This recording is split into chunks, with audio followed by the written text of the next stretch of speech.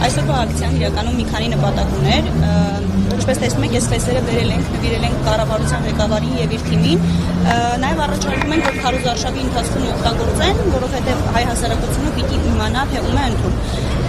Պրոդուկտականությունը, որը դրսևորվում է իշխանության գործունեության մեջ, ժողովրդի կողմից ընդունելի չէ։ Մի քանի անգամ իշխանությունը փորձեր արեց այդ կեղծ բարեկամական թեզերը առաջ բերելու, բայց հասկացա, որ ժողովրդի կողմից իրականում դիմադրություն կա եւ հայ-թուրքական ճակերտյալ բարեկամությունը դեռ շատ հեռու է։ Դրա համար առնվազն որոշակի գործընթացներ կան, որ պիտի արվեն։ Դրա լավագույն օրինակներից մեկը սահմանադրության փոփոխությունն էր, որը խոստացվել էր, որ մինչև մարտ ամիսը պետք է հրապարակվի, դե մեզ հայտնի է, չէ, առնվազն որ որոշակի կետեր, այդ նաև պահանջատիրություն, որը շատ ուղիղ կերպով վերաբերվում է Թուրքիային, սահմանադրության մեջ ուղղակի դրանց մասին չի խոսվում եւ այդ կետերը հանված են ամբողջությամբ, նաև անկախության հռչակագրի մասն է հանված, իսկ մեր ժողովուրդը այդ օրակարգի հետ հաշ չի։ Պարզապես այս իշխանությունները կարողանում են լավ մանիպուլացնել ու ստել եւ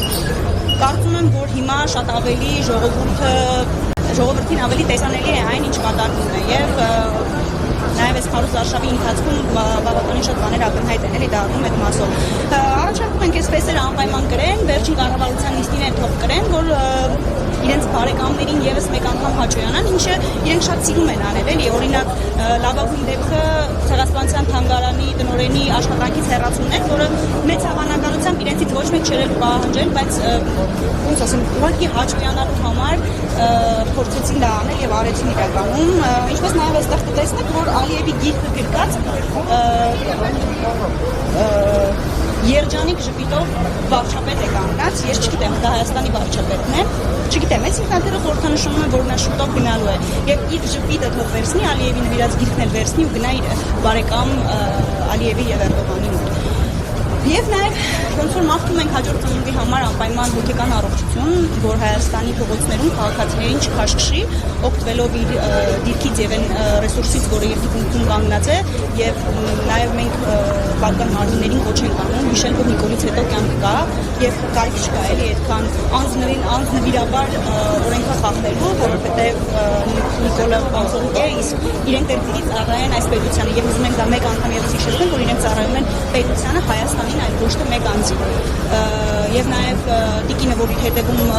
ծառ տալով եւ ուրախանալով այո ընդուններ էր անում եւ ինքնոջը քաշքշում էին, կարելի է մի փոքր կանացի սոլիդարություն ունենալ, եթե դուրս գանք անգամային հանգամանքից, որ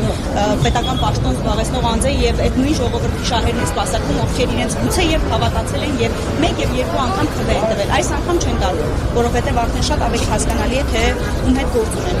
մանիպուլյացիաները այս անգամ չեն անցնելու, տեսանելի է այն քաղաքականությունը, որը իրականացնում է։ Վերջին օրերին նաեւ հայտարարում են նոր տարածքների հանձնման մասին արդեն Հայաստանից, լավ Արցախում ասող տարիներ շարունակ մանիպուլացրել էիք,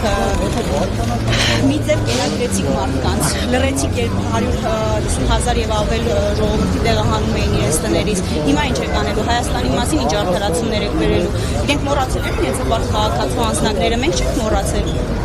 Հայաստան-Արցախ քարտեզով անձնագրեր էիք հրապարակում, բայց հիմա ինչ եղավ, ինչ փոխվեց, ինքնահայեցվել է, կարող մի հատ էլ ինքնահայեցվեք, Հայաստանից ոչ մի բան չմնա, կամ Երևանը մնա, կամ միայն կառավարության շենքը մնա։ Ոսկոր Փաշինյանի այս տարեդարձը խորհրդանշական է համարվում։ Այո, եւ մյուս տարեդարձը մաղթում ենք իրեն, որ անպայման բանտում լինի, որովհետեւ այո, նա պիտի ապրի, նա պիտի տեսնի Հայաստանը ուժեղացած, զորեղացած եւ ուրեմն այդ իր նպատակը, հա, թուրքացնելու եւ բոլորին զոհելու, տենց էլ չէ, ասում ինչի չեք զոհվել, այո, չենք զոհվել, ապրելու ենք, շարունակելու ենք ապրել եւ ուժեղացնելու ենք այս Հայաստանը, որը հունիսի 7-ից հետո լինելու է առանց Նիկոլի։ Բաժանորդագրվեք Արմաթ մեդիայի ալիքներին սոցցանցերում, հետևեք մեզ նաև Արմաթ Մեդիա AM կայքում։